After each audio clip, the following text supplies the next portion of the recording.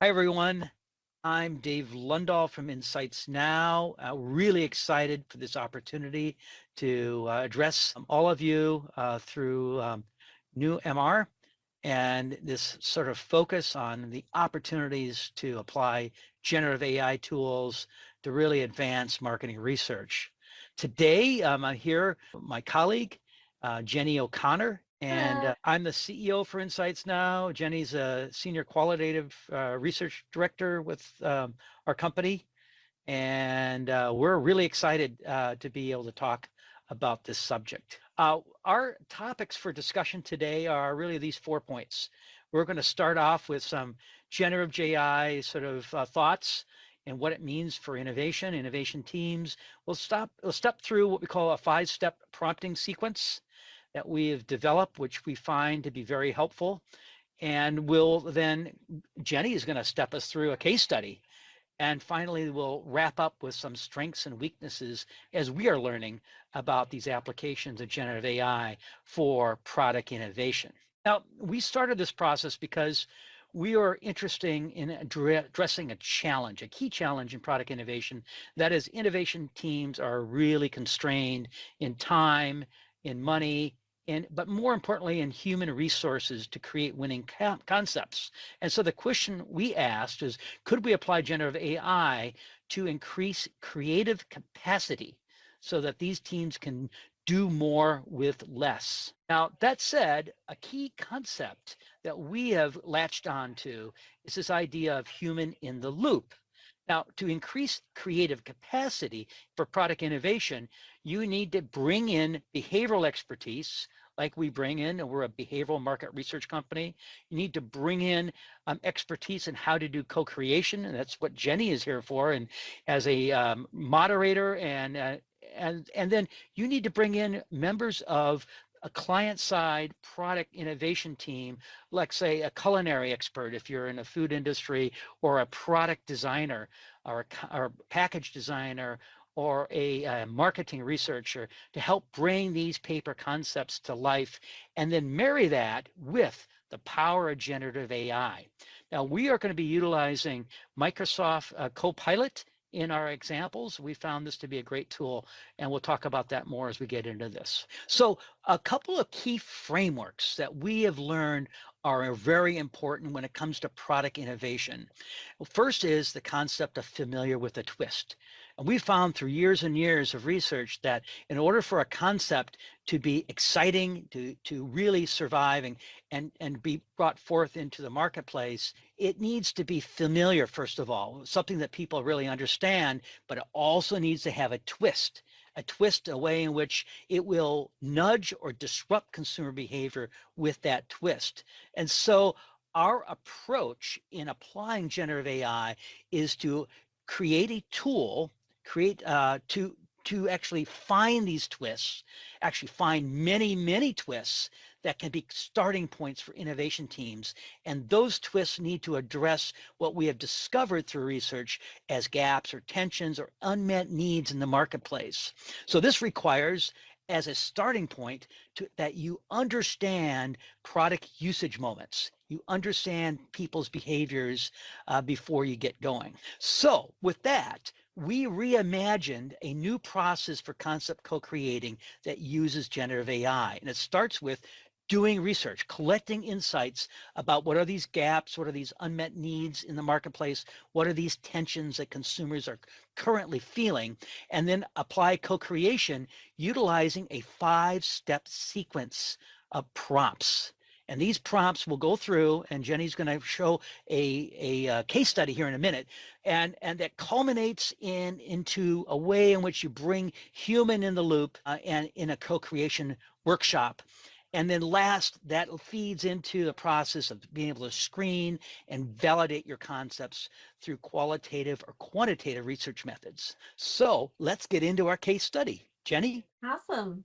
So the case study that we're going to be working with is one that the idea of Ocean Spray and InsightsNow customizing moments landscape methodology for juice drinks innovation from 2019. So for the study, it was a 20-minute online study with about 3,000 people, U.S. national representative of all the US, primarily grocery shoppers, decision makers of the households, females, males, adults age 18 and up. And we were really looking at people who are consumers of juice containing beverages. So anything from juice cocktails to sparkling juice, all of the ones that you normally see at the grocery store.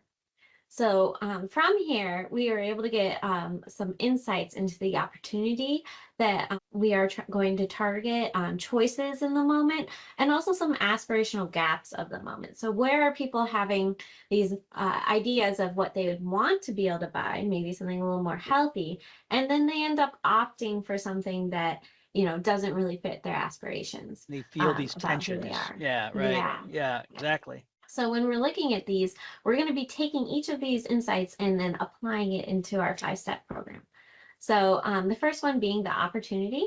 So the opportunity we found was the largest moment with the biggest gap in unfulfilled aspirations within the refrigerated juice products. The moment, this opportunity targets the morning wake up moment where the desire is highest to maintain that healthiness and nutrition. To be successful in the morning wake up moment, refrigerated juices must promote high nutritional value and have low sugar levels to start the day off with a focus on health. So choices in this moment. Top picks for this moment are 100% juices and juice blends, juice cocktails, refrigerated juice smoothies, sparkling fruit juice, fruit juice blends, and fruit juices from the produce section. So many choices. Aspirational gaps. This is really where it gets nice and sticky. We get to really see what opportunities we could have. So there's a consumer tension that consumers feel and having to trade away the deliciousness of sweeter refrigerated beverages without adding sugar while delivering high nutritional value. So wanting a lower sugar, but still get the same great taste. So what is this 5-step prompting sequence? So this is really how you add AI as a member of your team. So to start, the very first thing you're going to do is you're going to introduce yourself. It'd be very rude to just have somebody come on your team without introducing yourself. So you want to do this in a way of giving AI enough information to have a little bit of a viewpoint of what you are doing in your life. So I work for a company that sells fruit juices. You're going to tell them kind of what your goals are, a little bit about the industry you're working in.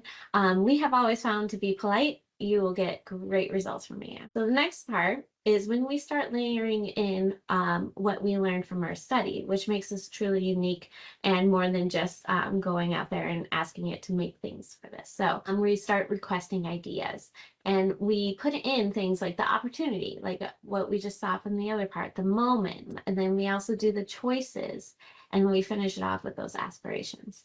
So, this is really where we use the research to really inform the co-creation. From here, AI is going to give you some decent ideas. These all sound really, really great, but they also sound very familiar. There's probably stuff like this already out there. So how do we get to a point where we are actually doing a co-creation portion? So we're going to be concentrating on that citrus veggie morning blend.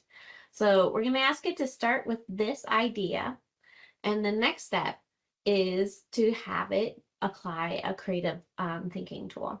So for this example, we're using Scamper, but there's tons of different creative thinking tools that you could use. When we first started using this with Gen AI, we had to teach it how to use it, but now it knows how to use it. So it makes it even easier. With Scamper, you are looking at substituting, combining, adapting, minifying, magnifying, put to another use, eliminate, and reverse.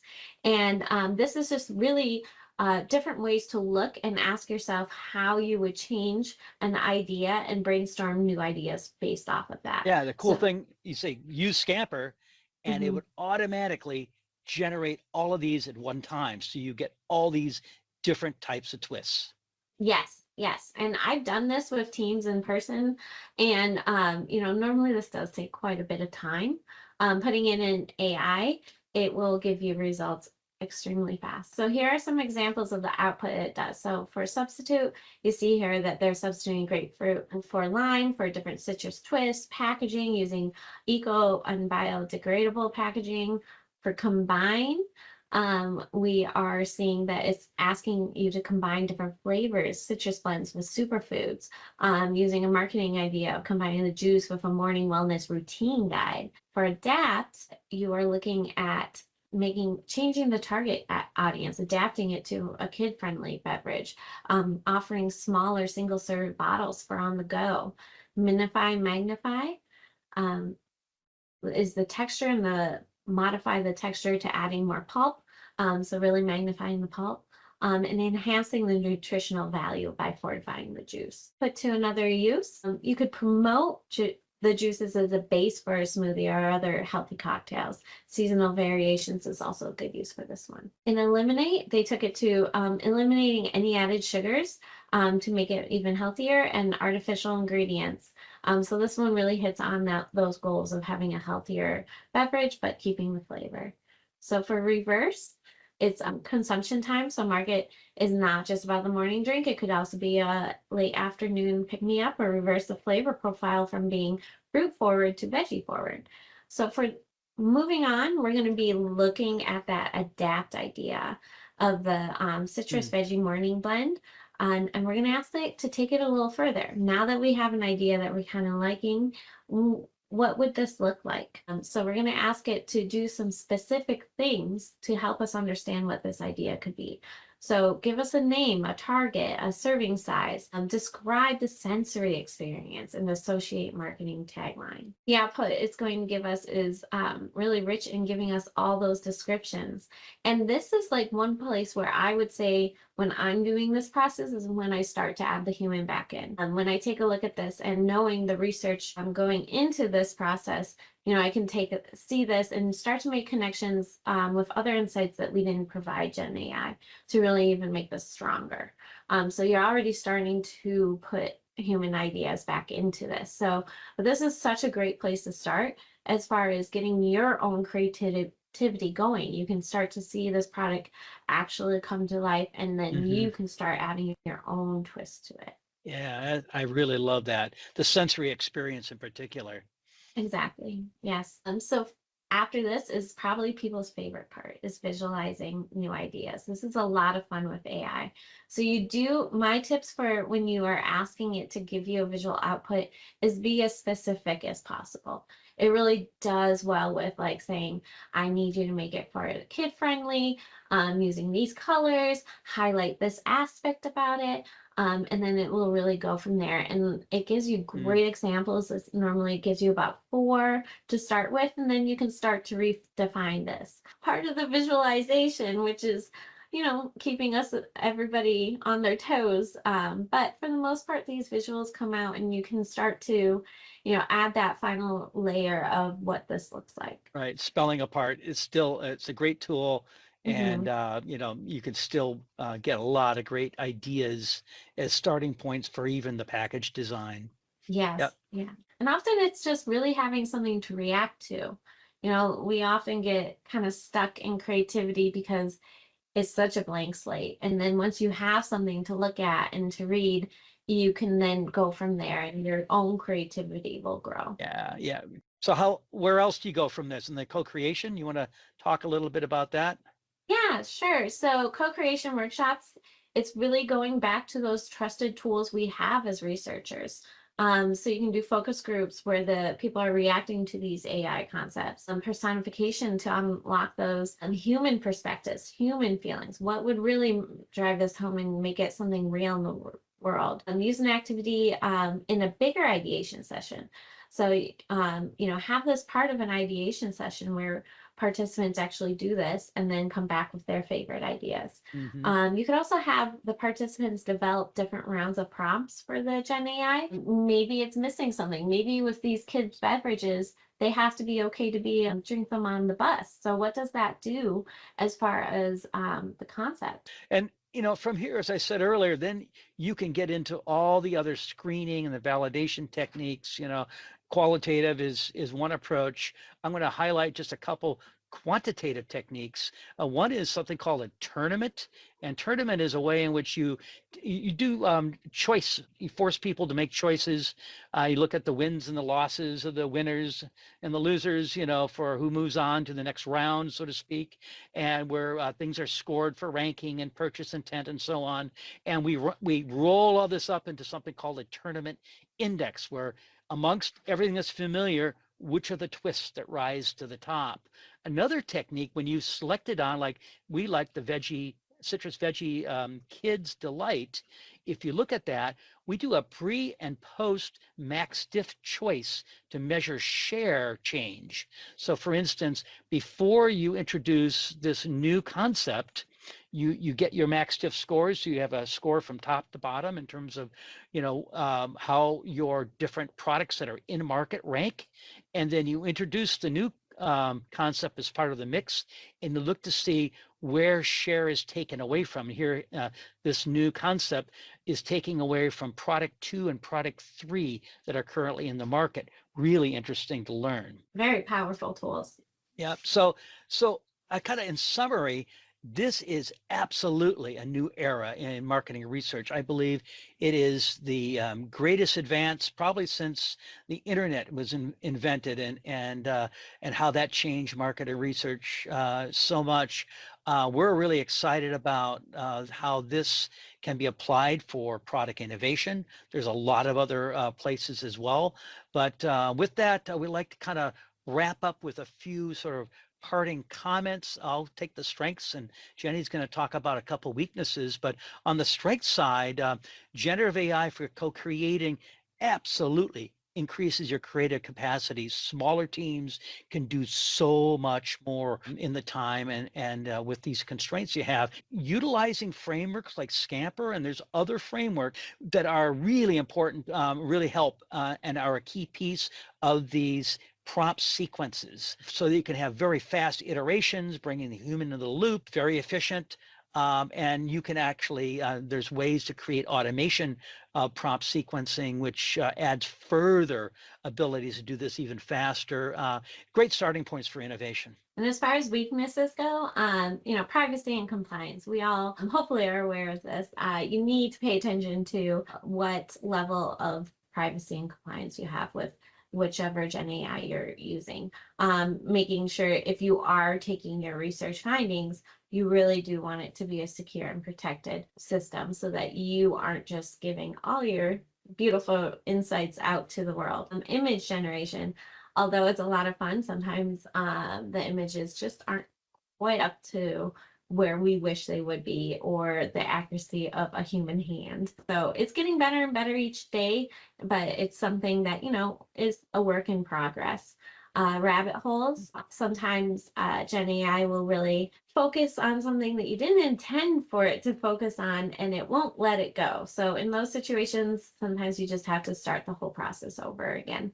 Once it starts going down a rabbit hole, it's kind of hard to get it back on track. This does not replace human creativity. So as great as the examples that Gen AI is going to give to you, the ultimate test needs to go back to your own creativity and how you will make this unique. Similar with does not replace human assessment. You cannot just take these concepts and run with them. You really should be making sure and putting these in front of other consumers or people to make sure that this is actually something that would work. With that, we're here to help. We're excited to answer any of your questions. You can download through this QR code our 5-step prompt sequence. And with that, we thank the opportunity to present, and we look forward to answering any questions you may have. Thank you. Hi there. Then we're good questions. We've got some already. So this feels like you're really doing a lot of work for the client, the advertising, comms, marketing, product design. How do they feel about this? Yeah, absolutely. It's to do more with less is, I think we've seen a tremendous response in that. Jenny, you've had more experience in the flow, so to speak, with these human in the loop. What do what's your perspective as well? Well, oftentimes we're doing this with the client team. So, they're a part of the process. They're helping us go through this. So, they're not removed. There's still some skin in the game as far as what it's coming out with.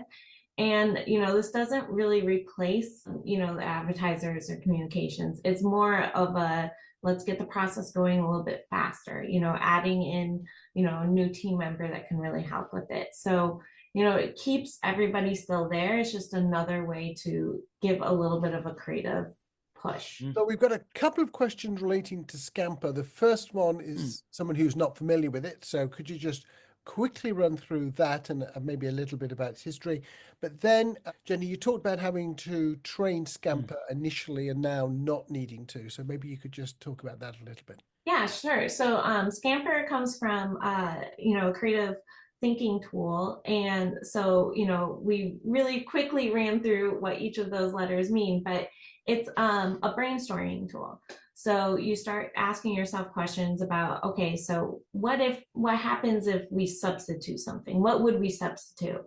And then from there, you're able to generate new ideas. And so you just go through that whole process and you just come up with so many ideas. And it's really to get a lot of ideas in one. You're not, going down to smaller yet. So from there, that's pretty much what that idea is for. As far as the training, what was initially done is they gave the description of what Scamper was, pretty much what you saw in that model, like substitute with the definition of it, and let Gen AI play with that.